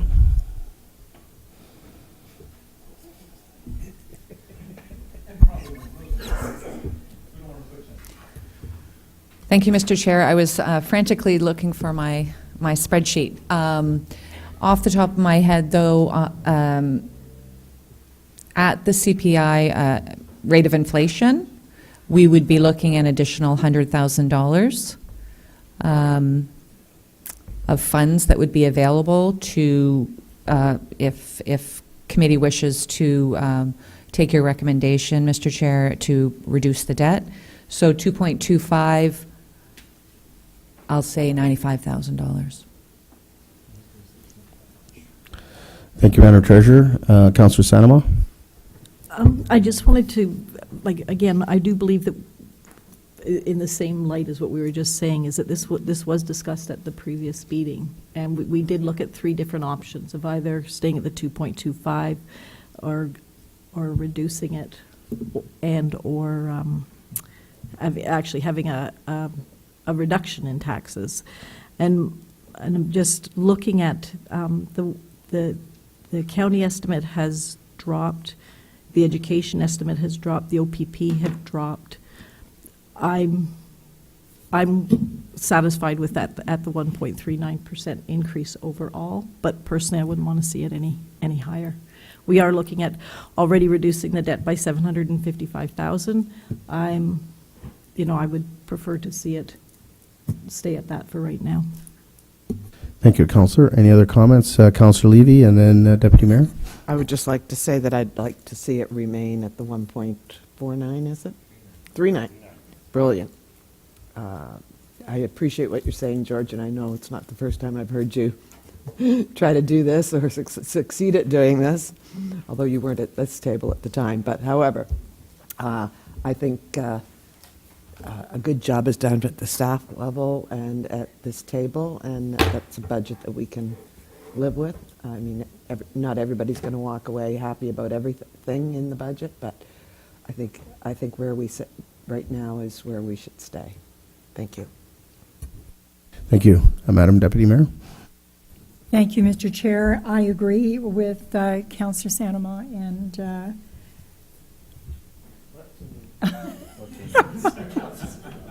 Councillor Levy. Yes, no, I know, and in the past, we have moved into that space on many occasions in the last few years, and it was great at the time. We needed to do that, but I think this year, I'm quite satisfied with the 1.39, and I would hope that we stay there. Thank you, Madam Deputy Mayor. Councillor Cummings. Thank you, Mr. Chair. Through to the treasurer. What is the interest on that $750,000? Can you give me that off the top of your hand, that's coming out of the operating budget? Not off the top of my head. I can look it up for you, though, if you wish. Okay. So we're over $1 million in repayment with principal and interest, right? We do have, we have 3 debentures that are external debt. And the rest of the debt that we have, and shortly, we're working on our year end, you will see our annual debt continuity schedule. But the other debt that we have is internal financing. So I'd have to pull up that spreadsheet if you wanted an exact number on.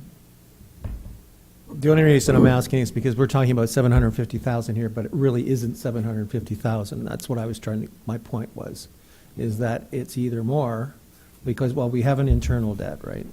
So some of that's coming back to us anyway.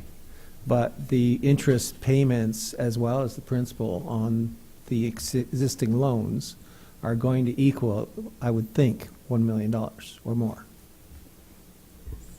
Yes, I mean, the sewage treatment plant debenture alone is $500,000 a year, right? But that's paid by the rates. Yeah, but that's paid by the rates. Any other questions or comments on this? Yes, Councillor Rose. Thank you, Mr. Chair. Just one quick one. Since it doesn't seem that council has a flavor for that, and we'll probably end up just leaving it as is, I'm just wondering if we could plant the seed. We do have the difference of the new growth money, the $227,000 that was left over after the adjustments. Just would like to get it on record saying, guys, just remember, just because it's leftover money, it's not something that you have to run and buy something new that's going to cost us more later.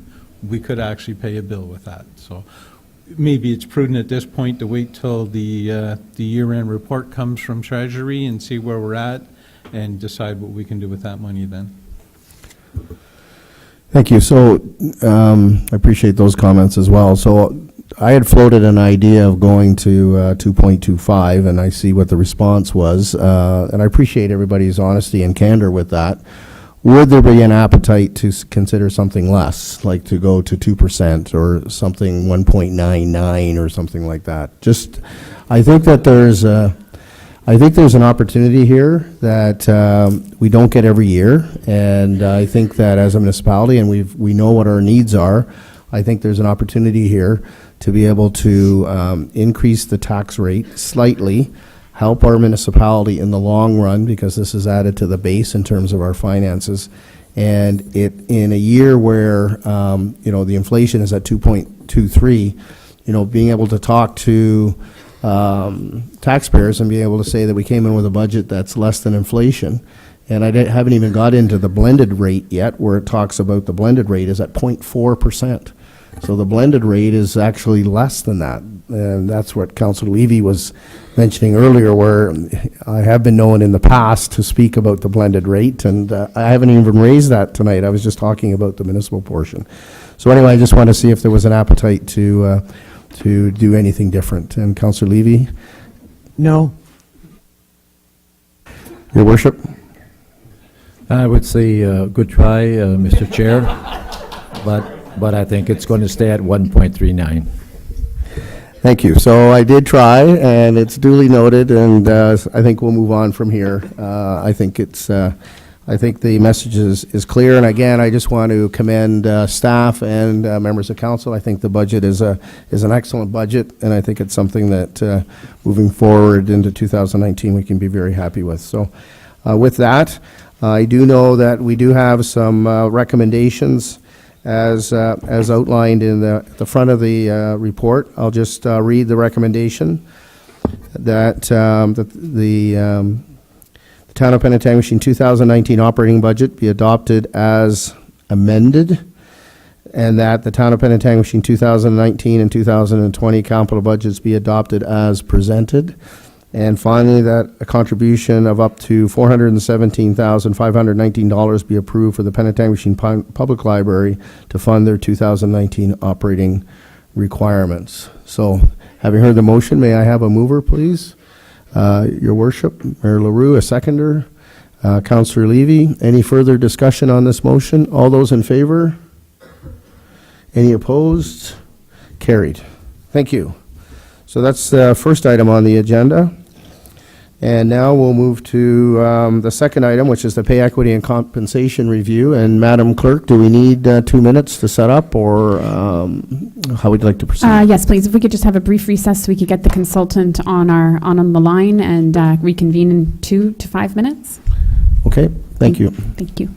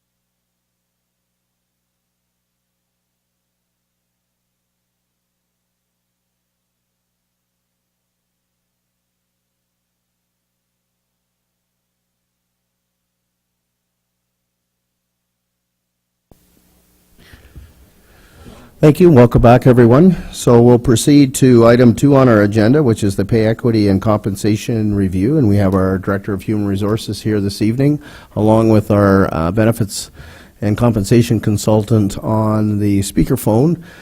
Hello? We can hear her and she can hear us, so that's good. So I'll turn it over to our director, and perhaps you can introduce our consultant and then speak to your report. Thank you. Thank you, Mr. Chair. Through you, Mr. Chair, I'd like to introduce Elizabeth, oh my gosh, I'm blanking on her name. I'm sorry, Elizabeth. Elizabeth Hill, who, No, that's okay. We'll get a microphone near her. Just 1 second. is this working? Oh, can you? It's the mic? Oh. Oh, can you hear me better, Elizabeth? Okay. Technical difficulties. So an RFP went out in the fall of 2017 to find a consultant, and Peskin Associates was the winner of that tender, and I'll let actually Elizabeth tell you the background about the work that she did. So this open session will discuss the process and some of the recommendations that have come out of that. And I will flip the slides while she goes through them. Okay, Elizabeth, it's all you. Okay, great. Thanks, Tammy. So if we go to slide 2, you see this is what I'm going to cover here. A bit about the project mission, success scope, about the market survey, salary grids, and the compensation policy. And as Tammy said, that I'm generally going to focus on the process we went through to complete the review. So you go to slide 3. This is just a quick overview of my company. So Peskin Associates is a full-service human resources consulting group. We specialize in the broader public sector and do substantial work in the municipal sector, and have done a lot of work with compensation projects in the sector. And so if we go to slide 4, so the project, as we outlined at the onset of the project with the town, the mission was to partner with the town to complete an internal review of the compensation structure and the associated components with the structure, and then also to do an external market review. And so what we are looking for from this project to be successful was a full review of non-union compensation structure, including job descriptions, pay bands, salary grids, the job evaluation plan and process, and then a pay equity plan review. And then as well, we were to complete an external review of market comparators for benchmark positions in the union and non-union. And as well, we did a comparison with the market for council positions. And then the other component of the project was to provide recommendations on strategies and next steps to ensure ongoing pay equity compliance, internal equity, and market competitiveness. So if we go to slide 5, this is really the scope and all the steps that we took within the compensation review project. So the first, a big component of the project was to review and update all the job descriptions, both union and non-union. We then reviewed and confirmed which external municipalities that we are going to compare with to complete the external review for the benchmarking council positions. And I'm going to talk some more about the results of that market survey and the process we went through. We also reviewed the job valuation plan and process, and were able to affirm that the job valuation plan that was in place is a good one. It meets all the pay equity obligations, and the process was good as well. There needed to be a little bit of updating on some jobs that needed to be, that had changed or were new and needed to be evaluated, but overall the plan and process were confirmed to be in a good place. We made recommendations based on the market survey as well as the internal job valuation on adjustments to the salary grids for non-union to ensure internal equity, pay equity, and then market competitiveness. We provided recommendations on adjustments to council positions, which I believe went through last spring. If my dates may not be accurate, but that did get presented to council last year. We then provided recommendations on strategies and next steps for updating job valuation and keeping that internal equity and pay equity going into the future. We also did a review of the union grids to the market survey and provided some recommendations on where adjustments could be negotiated to ensure market competitiveness. And then we are here tonight with the final report and presentation to council. So if we go to slide 6, this is the process that we undertook for the market survey. We sent out, we looked at comparator municipalities that were based on location, so ensuring that they're municipalities where you might recruit from or lose people to, so there's source of recruitment and turnover. Municipalities that have similar positions and services, and as well as similar size. We sent the survey out to 15 municipalities. 13 of those municipalities participated in the survey. The survey we sent out was a combination of union and non-union positions.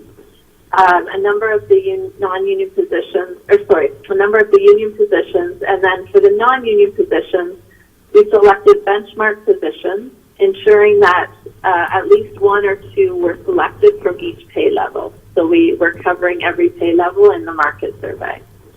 We did include library positions in that survey, and that data will be submitted to the library board. Okay, and the next slide, slide 7, provides the list of comparative municipalities. We looked at the Muskoka, Grey, and Simcoe areas.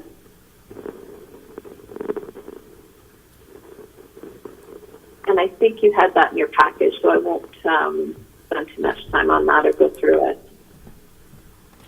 If we go to the next slide 8. So when we do a survey, what we do is send a job description for each benchmark position to the municipalities as part of the survey.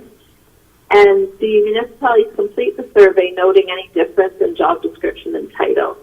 So it's really important that we make sure we're comparing apples to apples and that the job data is matching the benchmark positions. So, for instance, if they provided data but they said the comparison rate was only 25% similar, then we wouldn't include that data because it wouldn't be considered a similar enough position. So we only used ones that were 75% and over. There were 2 positions that didn't have sufficient comparators, so we sent it out, and we didn't have enough, there weren't enough municipalities with similar roles, and that was the manager of capital projects and the water meter technician. So we noted as we did the survey that the town's policy was to target base salaries for the 55th percentile of the market. And so for comparison purposes, we did market statistics calculating the 25th, 55th, and 75th percentile. And so we provided a report, a detailed report that showed these numbers for each of the benchmark positions.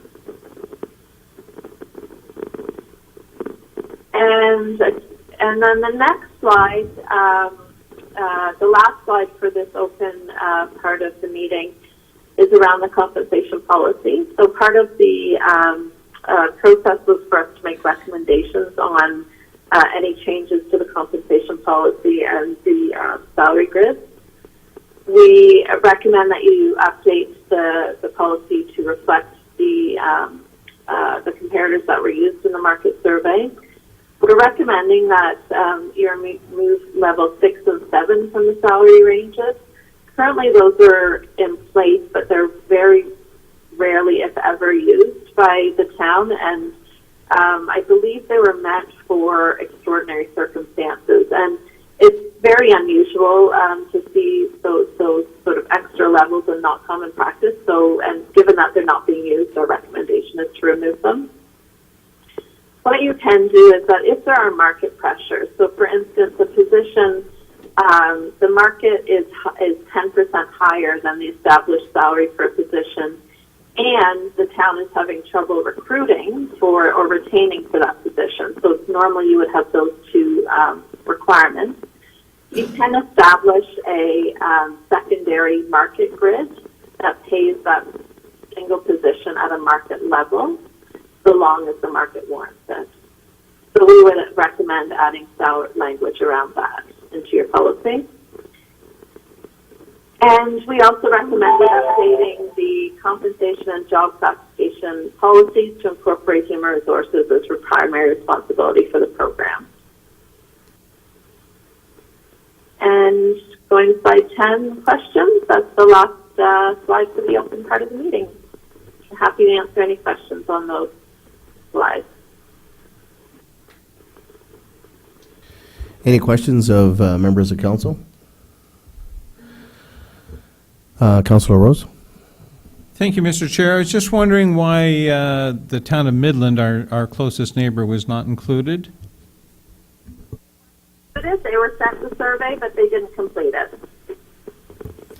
Thank you. And one other question is why we included the town of Wasaga Beach. They're a fair distance from us and over twice our size. The feeling with the team, the project team at that time, which included Connie, was that that was an important comparator. I can't, to be honest, speak to it any further than that. There was a feeling that that was a comparator municipality for you and where you would lose people to and recruit from.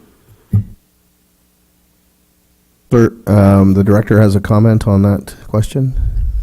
Through you, Mr. Chair, I'd just like to add that the comparators were chosen as well due to competitiveness. So we would definitely compete with people that would work in Wasaga Beach because of the proximity. So that's, I would imagine that's a strong reason why they were included.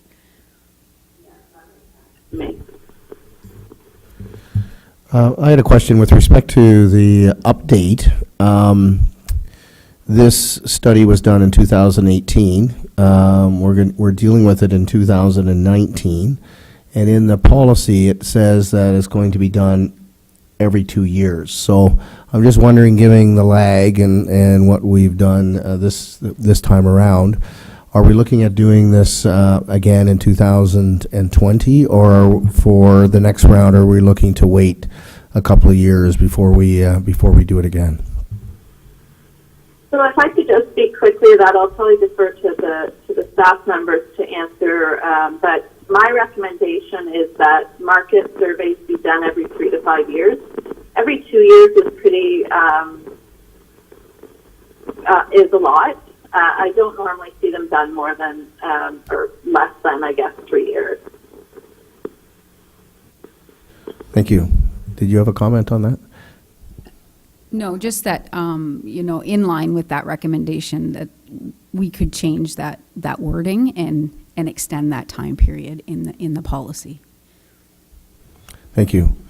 Any other questions of members of council while we're in open session on either the slide presentation or the public component of the agenda package? Councillor Levy? Thank you very much, Mr. Chair. I'd just like to have clarification on the chair's question about the timing. So we're in 2019. If we go with the 3-year, what year does that put us in? 3 years from now? I would really like to have this clarified tonight. It's 3 years from 2018, so that would be 2021.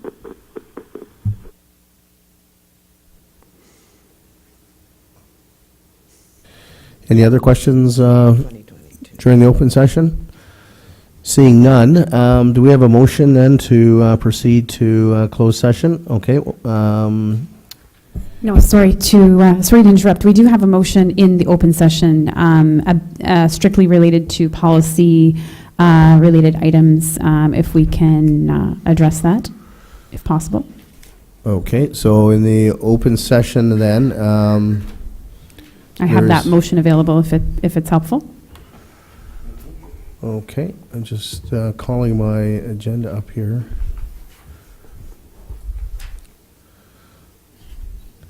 I had both agendas opened, and when I had a question.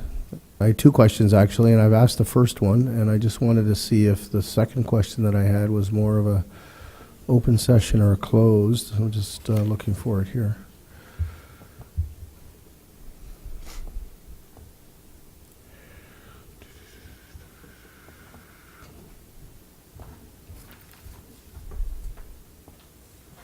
Thank you. Okay, thank you.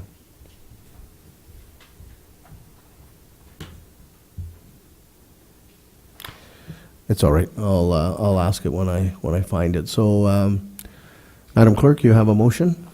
So the recommended action for the open session is that staff be directed to revise Section 4 salary policy of the personnel policies to reflect the recommended comparator municipalities and process to establish a market salary range for the positions when the town is having challenges with recruitment and retention, and that staff be directed to revise Section 4 salary policy of the personnel policies to have step 5 for the non-union and union employee groups as the top level and the removal of levels 6 and 7 from the grid. And finally, that the clerk bring forward the necessary bylaw for council approval. Thank you, Madam Clerk. And to deal with the subject we were chatting about there, about going every 3 years, is that something that can be addressed in that motion, or is that something that can be addressed later? I would defer that to our director or our CAO to make that decision. If it does need to be part of the motion, happy to make that amendment as required by the committee. Through you, Mr. Chair, it wouldn't, if it's the will of committee to incorporate that, and I think what we're hearing certainly from the consultant and also our director of HR is that we should be incorporating something in the policy, and I don't disagree. It wouldn't be a bad idea to incorporate something in the motion, and it's really whatever committee is comfortable with. We've heard from the consultant that she suggests every 3 to 5 years, and use 2018 as the base year. So, but at the end of the day, whatever committee is comfortable with, I would suggest we incorporate it into the motion, and then that would give staff direction to amend the policy. Thank you, Mr. CAO, because the current policy does say every 2, so I think if we just added that to make it every 3, commencing January 1st, 2008. Or, sorry, Councillor Rose is saying 3 to 5. To give some flexibility. And it's called a market review? Is that what we're calling it? Market review, or what's the wording? Market survey? Yeah. Elizabeth, is it a market survey that they'd be doing every 3 to 5 years? I would say a market review is probably the best wording. So I had it right. Market assessment. Assessment, okay. Review, maybe assessment review. Very good. Okay, thank you, Madam Clerk. Could you reread the motion again with that change, and then we'll be looking for a mover and a seconder. That staff be directed to revise Section 4 salary policy of the personnel policies to reflect the recommended comparator municipalities and a process to establish market salary range for the positions when the town is having challenges with recruitment and retention. And that staff be directed to revise Section 4 salary policy of the personnel policies to have step 5 for the non-union and union employee groups as the top level and remove the removal of levels 6 and 7 from the grid. And that the market assessment review be completed every 3 to 5 years. And finally, that the clerk bring forward the necessary bylaw for council approval. Thank you, Madam Clerk. Having heard the motion, may I have a mover? Deputy Mayor Dubo, a seconder. Councillor Levy, any further comments? All those in favor? Oh, sorry, we have comment down here. Councillor LaRose and then Councillor Sanama.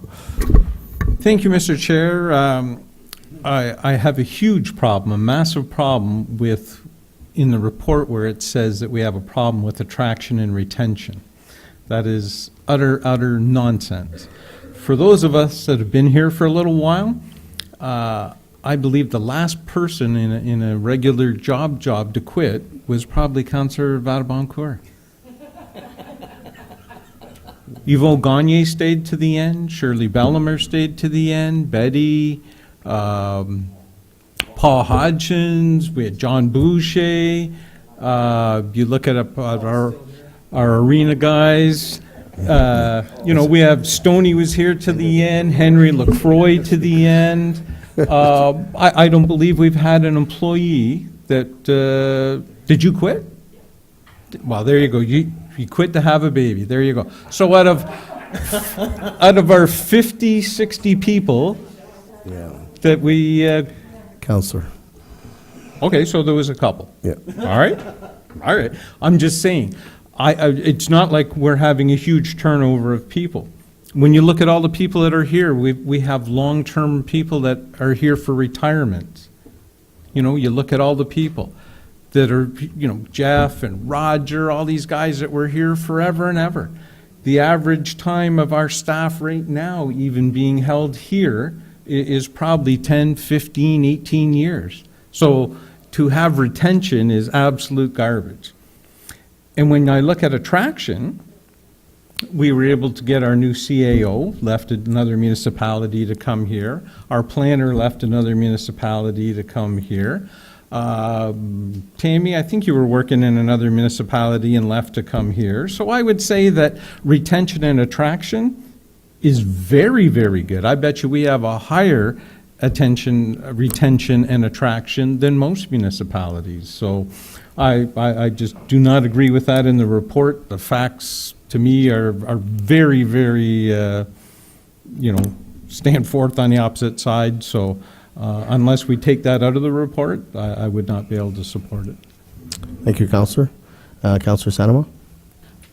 Just a quick statement as far as the comparator municipalities.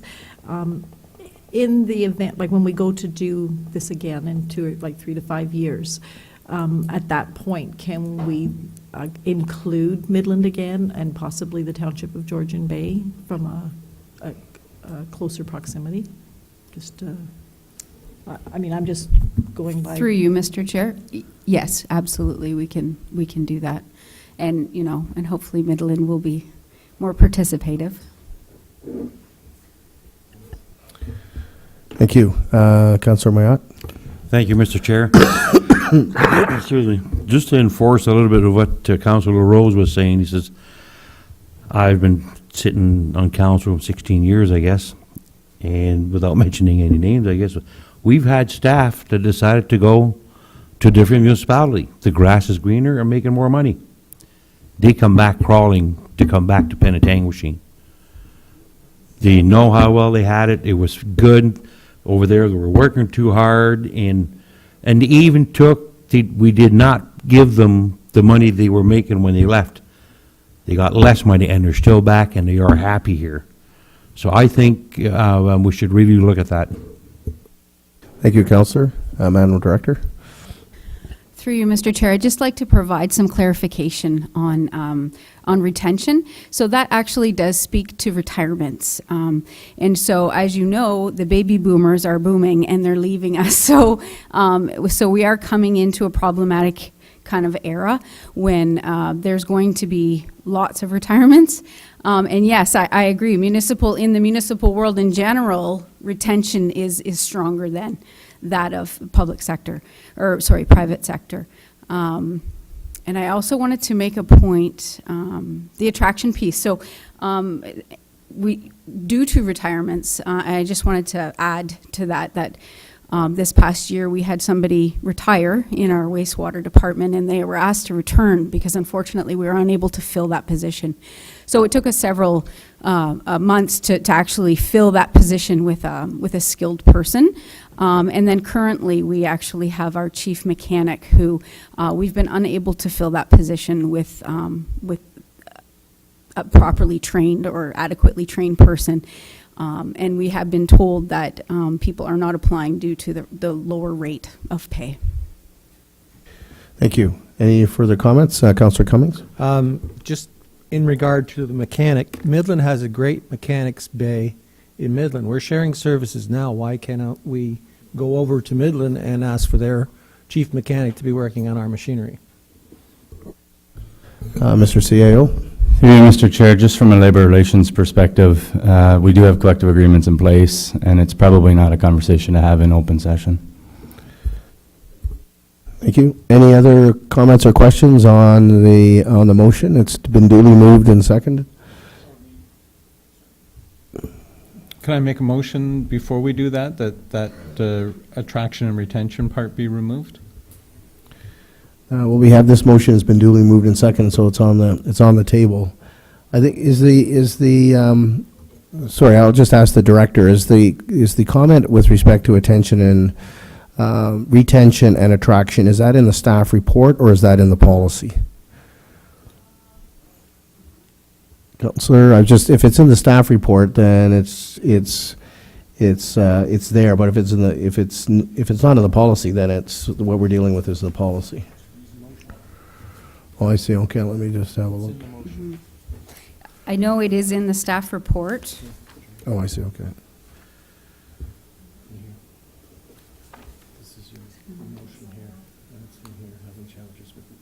Oh, I see. Okay. So I think the councillor is referring to the motion that I'm just looking here, and it has retention and recruitment in the motion, and that's, I believe, councillor, that's what you're referring to. So it's in the first recommendation. It says that when the town is having.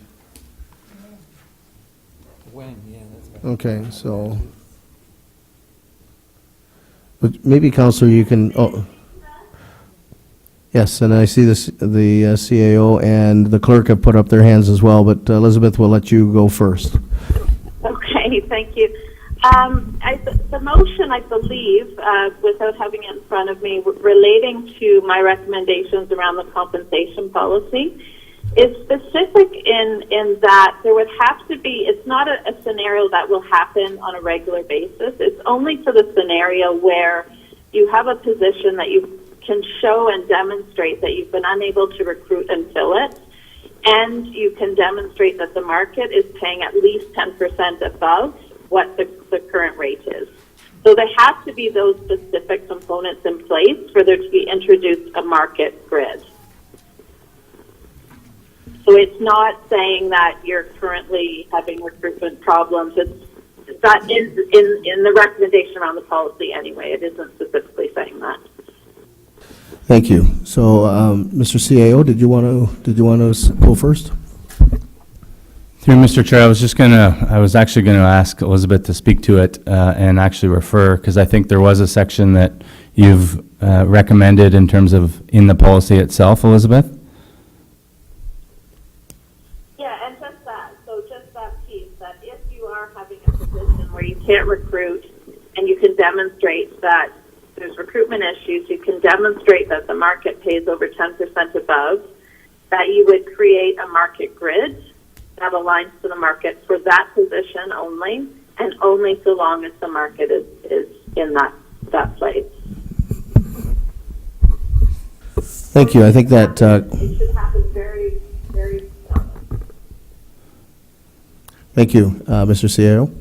Mr. Chair, I was just going to point committee to the attachment to the report, and I'll get Elizabeth to correct me if I'm wrong, but I believe it's section 4.3B of the tracked changes policy. Is that correct, Elizabeth?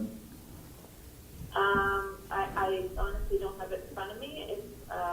It talks about market-based pay grids and in demonstrated circumstances of special recruitment and retention difficulties, CAO may approve a market-based pay grid for a position which shall remain in effect as long as the market conditions warrant it. And I believe that was a recommendation from yourself. Yes, that's correct. Thank you. So I think that clarifies matters, and for Councillor Rose, I think he raises a good point, but I think it's very specific to in circumstances where there is difficulty recruiting. And I guess it has been pointed out it doesn't happen very often, but when it does, there's the CAO would have the ability to be able to make some decisions in that regard. So, Councillor Cummings, did you have a comment? If that was the case, then should that motion not read 4B and not section 4 in total?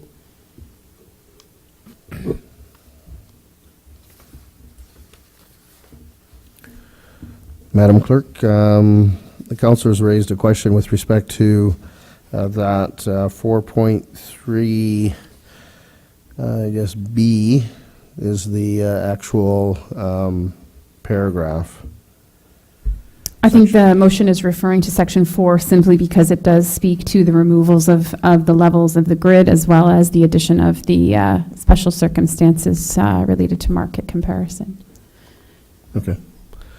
Okay, any further questions on the motion? So, you've heard the question. All those in favor? Opposed? 1, 2, and there were 3 opposed. Okay, motion carries. I'll now hand it over to His Worship, who will deal with the rest of the agenda. Thank you. Thank you, Councillor Vadeboncoeur. Number 5, in camera. It convene in closed session that in accordance with the Town of Penetanguishene Procedural Bylaw 2017-86, the Council of the Town of Penetanguishene move into an in-camera session to discuss personal matters about an identifiable individual, including municipal or local board employees, labor relations or employee negotiations, pay equity and compensation review, and then arise from closed session that the Council of the Town of Penetanguishene rise from in-camera session with and without a report. So motion to move in camera. Councillor Vadeboncoeur and seconded Councillor Cummings, all in favor. We are going into in-camera. Just take a brief recess to let the senior staff that aren't participating in this meeting leave, and I'll get the door closed, and we do need to turn off the microphone, yes.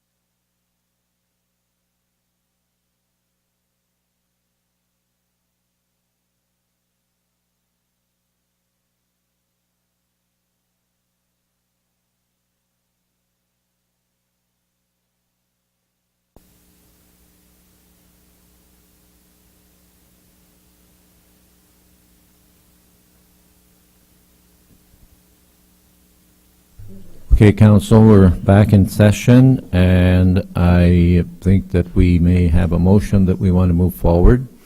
So I might ask the clerk to read the motion.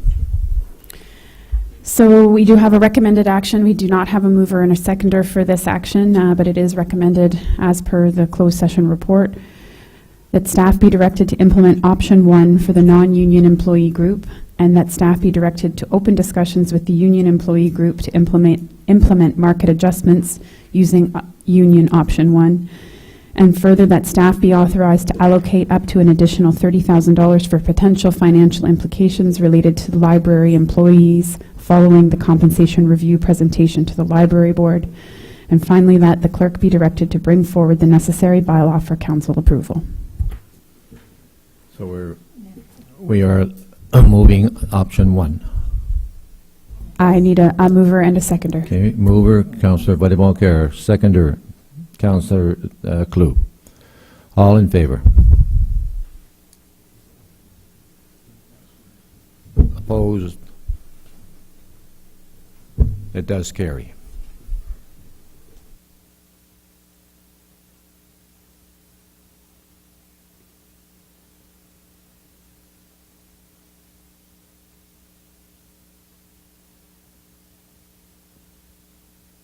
I believe Councillor Vadeboncoeur is actually still chairing. I just realized, because it is Finance and Corporate Services, but we have questions from the media and the public, I believe.